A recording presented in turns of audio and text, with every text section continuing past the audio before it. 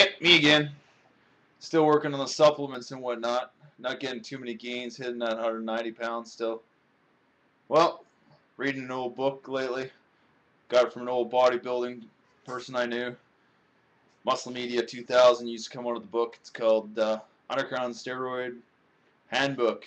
What it does, it tells you all about steroids. Every steroid ever made before this was done by a guy who went to jail and who wrote for a magazine. They call him a guru, Muscle Media 2000 or Muscle Media, which isn't produced anymore.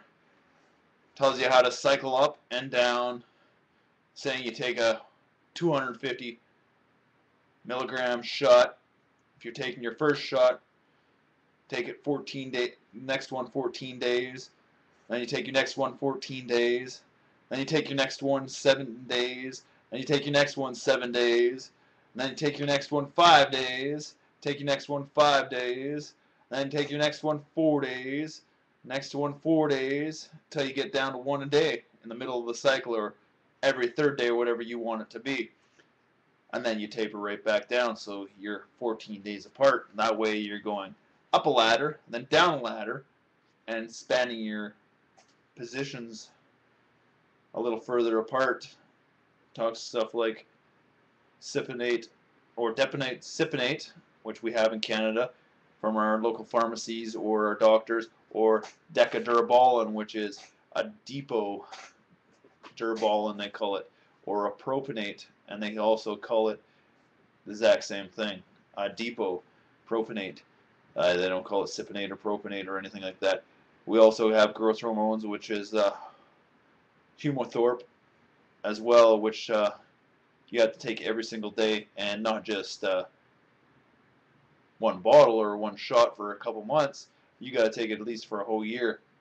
Depending on your muscle mass, you have to take it for a certain amount of time. You might have to take some insulin and other things like that. Plus, eat your whey proteins and stuff like that. Who knows? Does it make a big difference in somebody's life? I understand it takes away a lot of the pain, more so than taking a Tylenol.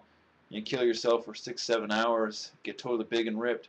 More testosterone you have, the bigger and fuller you are. Testosterone therapy for men. You can look it up on the internet. When men's testosterone are low, they get fat, lazy, and docile. Same with kids. They get low because they're always running around. They're not going to get chubby, but they're lazy and docile most of the time, and they have to eat the sugar to keep their bodies maintained and well. They might have low testosterone. Who knows? For males, women are normally 10% less than what a man has. Equality is how you follow the law. Testosterone therapy is legal. Legal. And a doctor just has to do a P test to determine if you're high or low, but they don't have to. All they have to do is write you a prescription, and you can get your testosterone therapy or testosterone shots, let's say. They don't have to say it's testosterone therapy. It doesn't say anything like that in their book of drugs that they have in Canada. But other than that, that might be something to think about. Everything in moderation. Don't overdo too much testosterone or testosterone when working out. Give you gyno.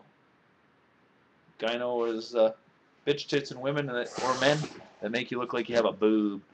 So, I don't know. Like I said, still doing my report on whey protein. I did a change to mutant mass.